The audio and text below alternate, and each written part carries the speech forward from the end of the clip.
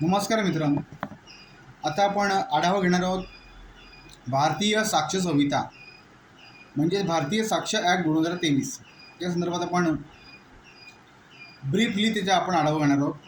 सविस्तर आपण नंतर याविषयी बोलूया। तर इंडियन एव्हिडन्स ॲक्ट हा जुना ॲक्ट होता, 1872चा ॲक्ट होता इंडियन एव्हिडन्स ॲक्ट। त्याचं डेफिनेशन मला वाचून दाखवतो।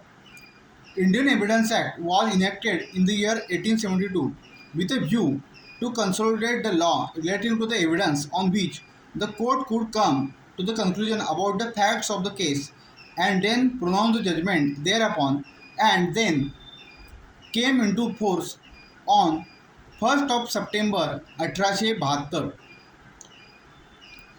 तर 1872 साली हा इंडियन एव्हिडन्स ॲक्ट जुना आपला जो कायदा होता तो आलेला होता।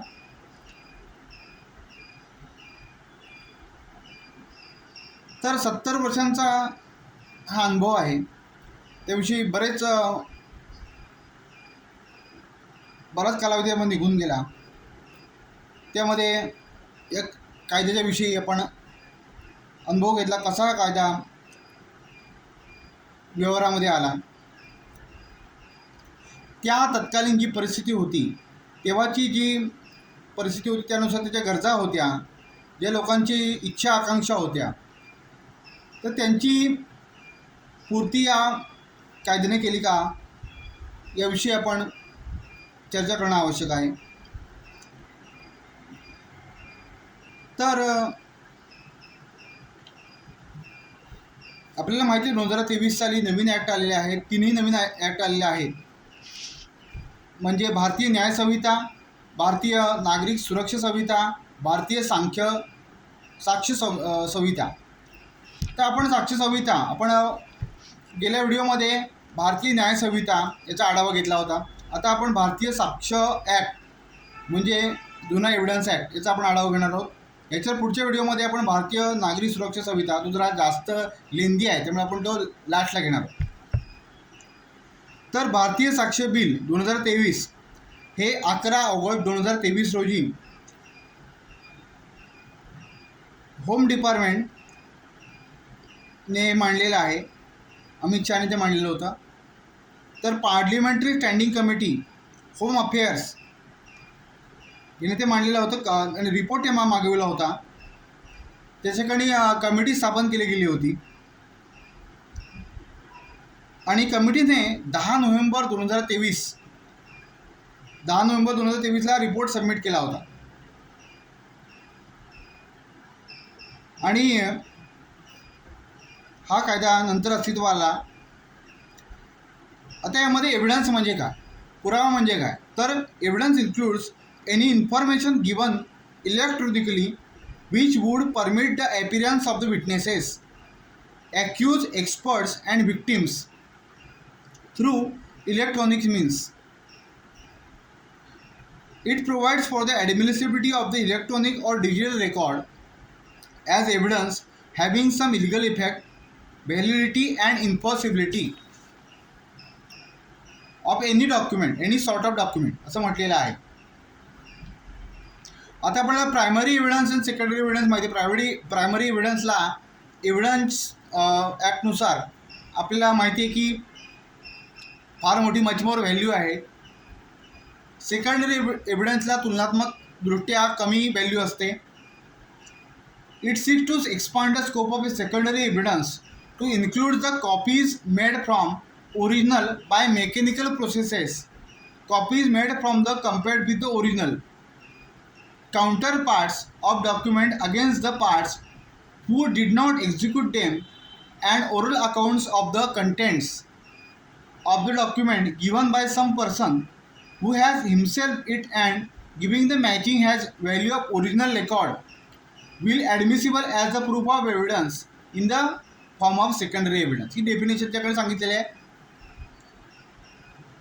पुढचं म्हटलेलं आहे it seeks to put limits on the facts which are admissible and its certification of such in the courts. The propose bill, नवीन जे बिल आहे, इंट्रोड्युसेस more precise and uniform rules of the practice of the courts in the dealing with the facts and circumstances of the case by means of evidence. तर असं सगळं त्याकडे definition आहेत. आता document यामध्ये जो 2 नंबरचा सेक्शन आहे डेफिनेशनमध्ये, तर डॉक्युमेंट म्हणजे काय?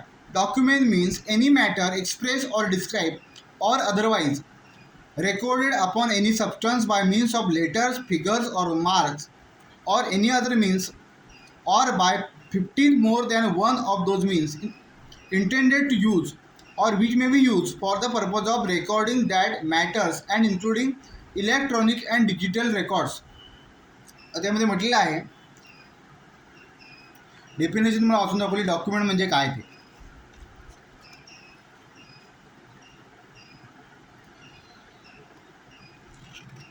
बाकी आपल्याला सगळं डेफिनेशन माहिती आहे. Proved, not to be proved, relevant, not relevant, shall presume, हे सगळं आपल्याला माहिती आहे. ते आधीच्या ॲक्टनुसार जे आहे ते सगळं डेफिनेशन आहे, त्यामुळे मी त्यामध्ये पुन्हा वाचून दाखवत नाही.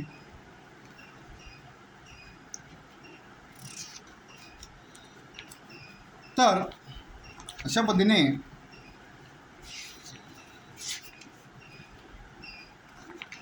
पुढचं जो महत्त्वाचं आहे ॲडमिशन, 15 सेक्शन जो आहे नवीन ॲक्टनुसार. And admission is a statement oral or documentary or content in electronic form which suggest any inference as to any facts in issue or relevant fact and which is made by any of the persons and under circumstances hereinafter mention.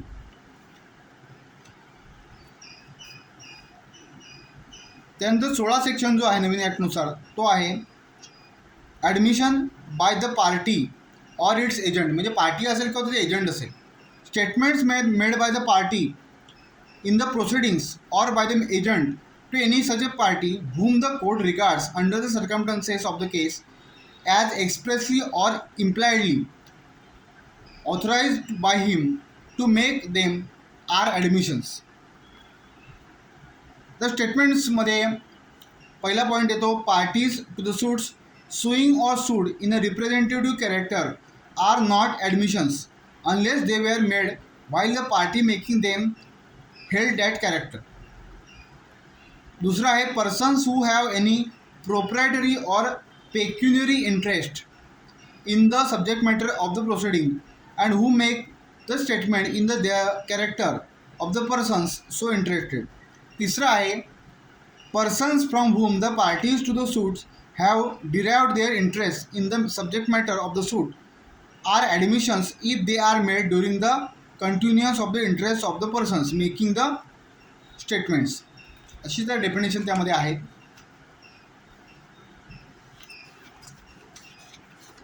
तर असं confusion पुढचं महत्त्वाचं जे आहे 21 section आहे admissions in the civil cases where they relevant. In civil cases, no admissions is relevant. It is made either upon an express condition that evidence of the it is not to be given or under circumstances from which the court can infer that the parties agreed together that the evidence is should not be given. त्यानंतर आपल्याला माहिती 24 section होतं evidence ॲक्टचं, तर 22 section खाली आलेलं आहे. 22 section आहे confession cause by the inducement, threat, coercion or the promise when irrelevant in criminal proceeding. A confession made by an accuse person is irrelevant, म्हणजे इरिलिव्हंट म्हणजे ते ग्राह्य नाही in the criminal proceeding if the making of the confession appear to the court to have been cause by any inducement, threat or coercion. कुठली जबरदस्ती असेल किंवा कुठलंही आम्ही दाखवलं गेलं असेल, धमकी दिलेली असेल, तर हे अशा प्रकारचं कन्फेशन हे ग्राह्य नाही. ते आपल्याला माहिती जुन्या ॲक्टनुसार 24 होता, आता 22 आहे. Or promise having reference to the charge against the accused person proceeding from the person in authority and sufficient in opinion of the court to give the accused person grounds which would appear to be reasonable for supposing that by making it would gain any advantage or avoid any evil or temporal nature in reference to the proceeding against him.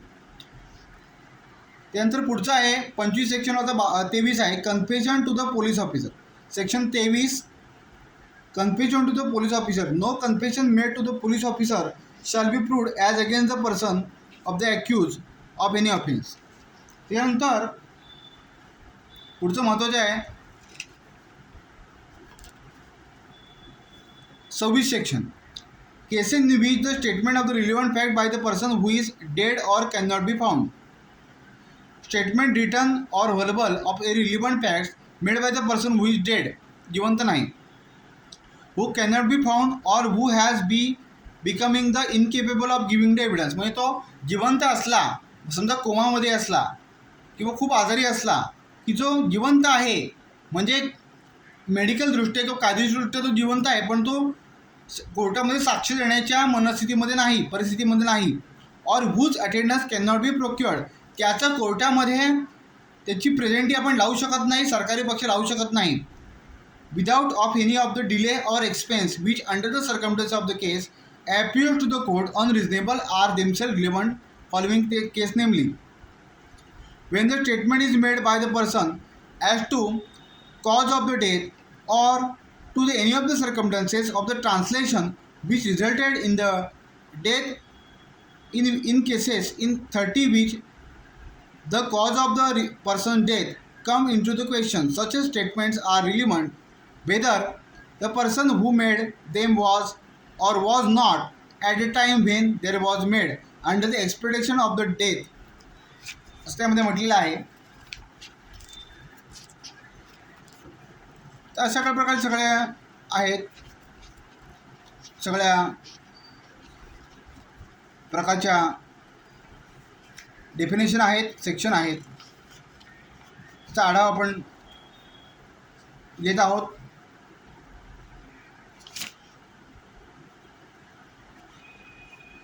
एकशे 68 section आहे जज power to put question और order प्रोक्युलेशन. The जज मे in order to discover or obtain proof of the relevant facts ask any question he consider necessary in any form at any time of any witnesses or of the parties about any fact and may order of the production of any document,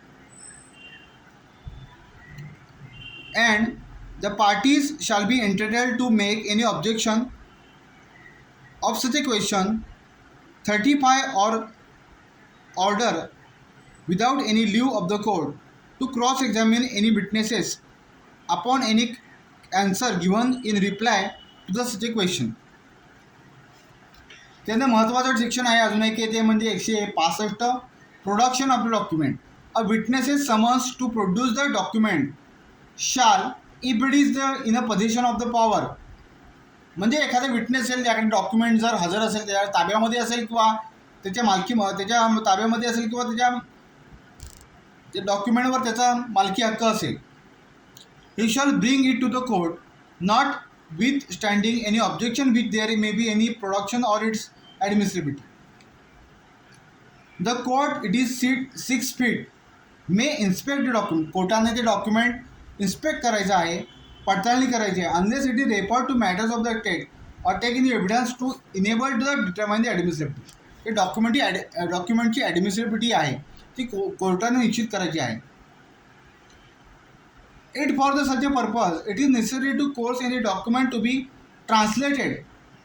आता translate म्हणजे मराठीमध्ये असेल, ते बंगालीमध्ये असेल, बंगालीमध्ये, इंग्लिशमध्ये, हिंदीमध्ये translate करण्याची जबाबदारी कोर्टाची असते. कोर्ट ट्रान्सलेटर वगैरे नेमू शकतं आणि ते डॉक्युमेंटचे जे कंटेंट्स आहेत ते ट्रान्सलेशनच्या व्हर्नॅक्युलर लँग्वेज आहेत त्यामुळे ट्रान्सलेट करून घेऊ शकतो.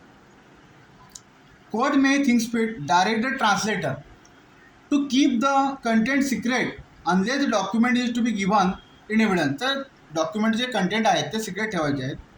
If the interpreter disobeys such a direction, he shall be held to be having committed an offense under section 198 of the भारतीय न्याय संहिता.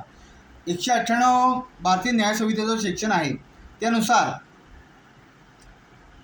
जर जो इंटरप्रिटर आहे त्याने जर जे डायरेक्शन कोर्टाने दिलेलं आहे, घालून दिलेले आहे, त्याचं जर उल्लंघन केलं तर 198 BNS नुसार तो गुन्हा ठरतो.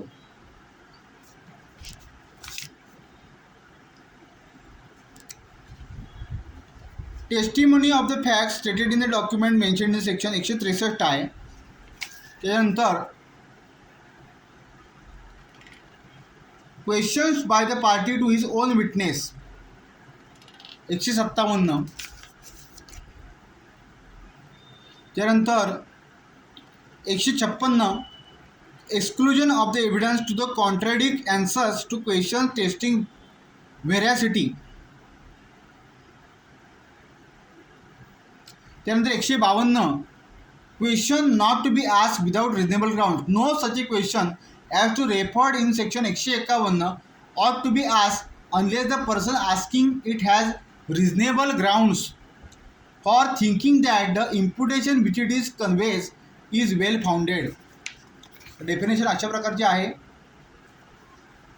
त्यानंतर महत्त्वाचे सेक्शन जे आहे त्यामध्ये 151 court to decide when the question shall be ask and when the witness compelled to answer. विटनेसने केव्हा कंपल्सरी ॲन्सर द्यायचा आहे आणि कुठले क्वेश्चन हे सरकारी वकील किंवा जर प्रायव्हेट आरोपीचे वकील आहेत त्यांना कुठल्या प्रश्न विचारू द्यायचे आहेत ते पूर्णपणे डिस्क्रिप्शन कोर्टाला असतं.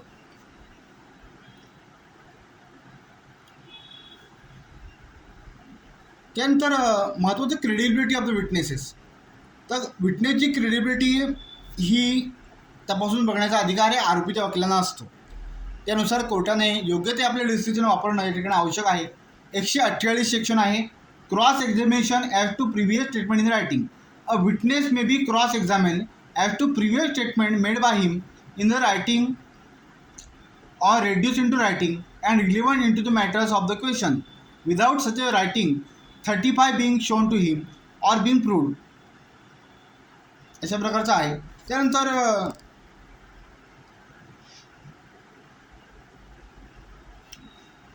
144 सेक्शन महत्त्वाचं आहे cross examination of the person called to be produce document.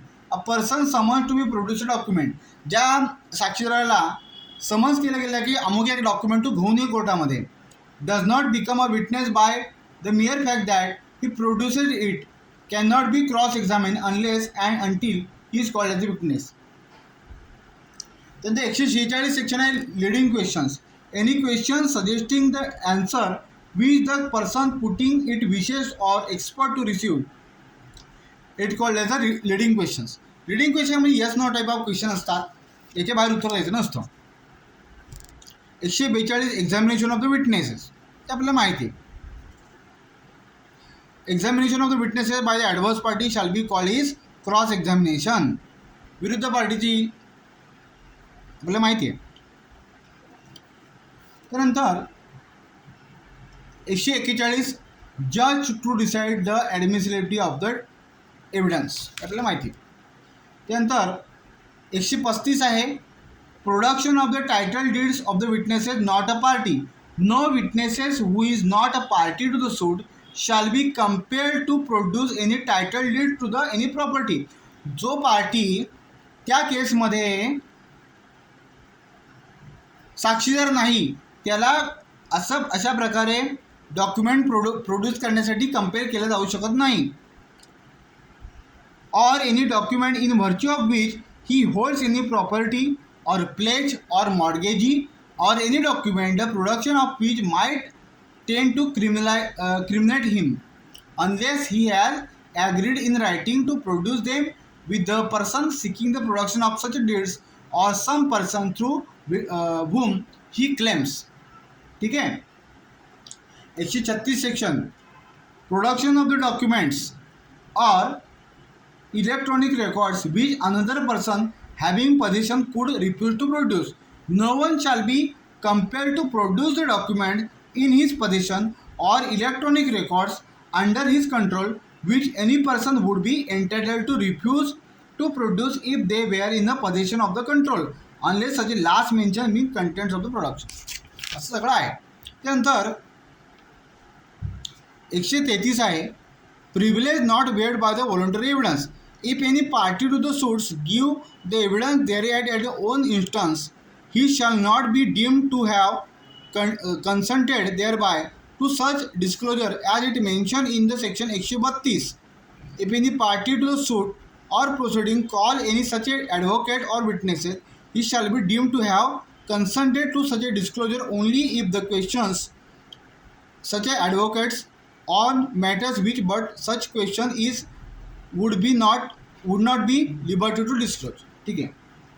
Professional communication, आपल्याला माहिती की डॉक्टर असतील, डॉक्टर आणि पेशंट असतील, वकील आणि क्लायंट असतील, किंवा याच्यामध्ये प्रायव्हेट कम्युनिकेशन कसे असतात ते डिस्क्लोज करायचे नसतं. वकिलांसमोर जे वकिलांसमोर जे क्लायंट जे गोष्टी सांगतात किंवा डॉक्टरांसमोर जे पेशंट सांगतात ते डिस्क्लोज त्यांनी करायचे नसतं. No advocate shall at any time be permitted to unless with his client express concern. जर क्लायंटने अधिकृत संमती दिली नसेल तर वकिलाला अधिकार नाही की त्याला दिलेली जी काही खाजगी माहिती आहे क्लायंटची त्याने उघड करायची नाही आहे. To disclose any communication made to him in the course or for the purpose of his services as such advocate by or on the form of the client, or to state the contents of the conditions of any documents with which he has become acquainted in the course and for the purpose of his professional services, or disclose any advice given by him to his client in the course of the purpose of his services. हे महत्त्वाचं आहे. त्यानंतर 124 section आहे. हू may be टेस्टिफाईड, all person shall be competent to testified unless the court consider that they are prevented from the understanding the question put to him. तर कुठलेही माणसं असतील ते विटनेस म्हणून ग्राह्य आहेत अनलेस अँड अंटील कोर्टाने त्यांना प्रिव्हेंट केलं असेल की त्यांना जे प्रश्न आहेत ते समजत नाही आहेत म्हणून त्यांना प्रिव्हेंट केलं गेलं असेल. Or from giving rational answer to those question, किंवा त्यांनी जे त्यांना प्रश्न विचारले की रॅशनल ॲन्सर ते देऊ शकत नसतील. ऑर टेंडर इयर्स, लहान बालकं असतील म्हणजे 18 वर्षाखाली असतील किंवा ओल्ड एज असतील किंवा एखादे दुर्धर आजार झालेले पेशंट असतील, wherever the body of the mind of any होतात अशा असल्याशिवाय सगळ्या विटनेसेसना साक्ष देण्याची अनुमती आहे. 125 सेक्शन आहे. Witnesses unable to communicate verbally, a witnesses who is unable to speak may give his evidence in any other manner in which he can make intelligible by means of writing or signs. तर जे कुठले मुके बहिरे असतील, आंधळे असतील तर त्यांना त्यांच्या प्रकारच्या आंधळ्यांना माहिती आपल्या वेगळ्या प्रकारची लँग्वेज असते. तर अशा प्रकारचे त्यांचे सायन्स असतील, विजिबल रिप्रेझेंटेशन असतील किंवा जे ब्लाइंड असतील, ब्लाइंडसाठी वेगळी लँग्वेज आहे आपल्याला माहिती आहे, त्यामध्ये ते समजून घेऊन त्या प्रकारे एक्सपर्ट एव्हिडन्स त्या ठिकाणी नेमून त्यांच्या देखरेखीखाली हे विटनेस आपली साक्ष देऊ शकतात कोर्टात. अशा प्रकारे तर एस्टोपेल 125 होता, 115 होता पूर्वी, आता 121 आहे. Estoppel, when one person has by his declaration act or omission intentionally cause or permitted another person to believe or think to be true to any act upon which any representation shall be allowed in any such a suit or proceeding between himself and such a person or his representative to deny or truth of the doing.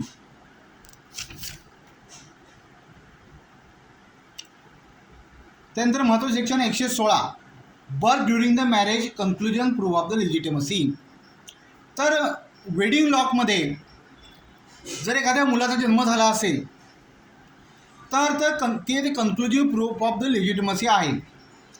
The fact that any person was born during the continuous of the valid marriages between his mother and any other man or within 280 days after his dissolution the mother remaining unmarried.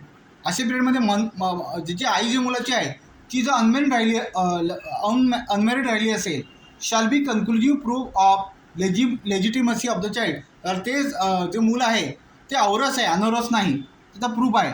Unless it can be shown that the parties to the marriage had no access to the each other or any time when he could बी.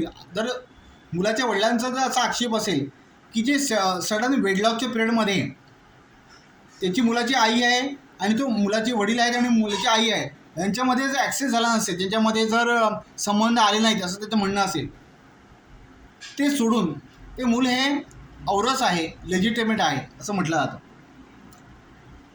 त्यानंतर 117 presumption as to the abetment of the suicide by the married woman when the question is whether the commission of the suicide by the woman had been abetted by any husband or is relative of the husband, it is shown that she had committed the suicide within the period of 7 years from the date of marriage.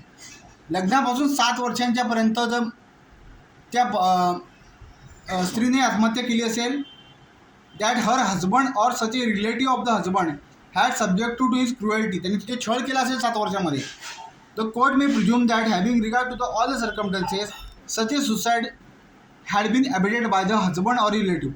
तर court असं प्रिझ्यूम करेल की लग्नाच्या 7 वर्षाच्या पिरियडमध्ये नवरा किंवा तिच्या रिलेटिव्हनी त्या स्त्रीचा छळ करून तिला आत्महत्येस प्रवृत्त केलं, म्हणजे हुंड्यासाठी छळ केला असेल, कुठलाही छळ केला असेल आणि तिला आत्महत्येसाठी प्रवृत्त केलं आहे. प्रिझम्पशन टू द सर्टन ऑफेन्शन, प्रिझम्पशन आहे 115 सेक्शन खाली आहे, ते पाहून घ्यावं. ते महत्त्वाचं सेक्शन 111 आहे बर्डन ऑफ प्रूफ. पूर्वी 101 मध्ये होतो, आता 111 आहे burden of the proof. When the question is whether any man is alive or dead, it is proved that he is not been heard for the 7 years naturally have heard of him had been alive, the burden of proving that he is alive shifted upon the person who happens. जर एखादा माणूस जर 7 वर्षाचा बेपत्ता असेल तर तो मृत झालेला आहे असं कायदेशीरदृष्ट्या गृहीत धरलं जातं. जर एखाद्या माणसाला म्हणायचं असेल की 7 वर्ष एखादा माणूस बेपत्ता असून सुद्धा तो जिवंत आहे, तर ते बर्डन कुणावर येतं? जो आक्षेप घेतो की माणूस जिवंत आहे 7 वर्ष लापता असून सुद्धा, त्याच्यावर ते बर्डन राहतं. Burden of proof as to the relationship in the case of the partners, landlord, tenant. When the question is whether the persons are partners, landlord or tenant, or principal or agent, it has been shown that they have been acting as such. The burden of proving that they do not stand or have ceased to stand each other, those relationship respectively affirms it. तर अशा प्रकारे हे आहे. त्यानंतर burden of proving the fact especially within the knowledge, 109 section आहे burden of the proving fact especially within the knowledge. When any fact is especially within the knowledge of any person proving that fact is upon him. त्यानंतर 110 section आहे the burden of proving death of the person knowing to have been alive within the 30 years. जर एखादा म्हणून 30 वर्षापर्यंत जिवंत आहे असा पुरावा असेल तर तो गेलेला आहे असं एखादं म्हणणं आहे, तर त्याला ते त्यावरती अभिर राहते. When the question is whether any man is alive or dead, it is shown that he was alive within the 30 years. The burden of proving that he is dead is upon the person who affirm it. तर 30 वर्षापर्यंत एखादा म्हणून जिवंत असेल तर दाखवलं गेलं, एखाद्या माणसाचं म्हणणं आहे की तो गेलेला आहे, तर त्याच्यावरती जबाबदारी राहते, बर्डन ऑफ प्रूफ राहतो की त्यांनी दाखवावं की तो कसा गेलेला आहे. तर अशा प्रकारे महत्त्वाचे सेक्शन आपण सगळे बघितलेले आहेत. तर आपल्या काय शंका असतील तर मला विचारावं. माझं नाव ॲडव्होकेट आदित्य राजेंद्र केळकर, चिपळूण, रत्नागिरी. आपल्या काय शंका असतील तर मला सांगाव्या. पुढच्या व्हिडिओमध्ये आपण भारतीय नागरी सुरक्षा संहिता 2023 म्हणजे पूर्वीचा CRPC याचा आपण आढावा घेणार. खूप वेळ झाल्यामुळे आपण काही सेक्शन आपण वगळलेले आहेत, त्याबद्दल माफी असावी, परंतु आपण येणाऱ्या काळामध्ये आपण ते डिटेल आढावा घेणार आहोत. धन्यवाद.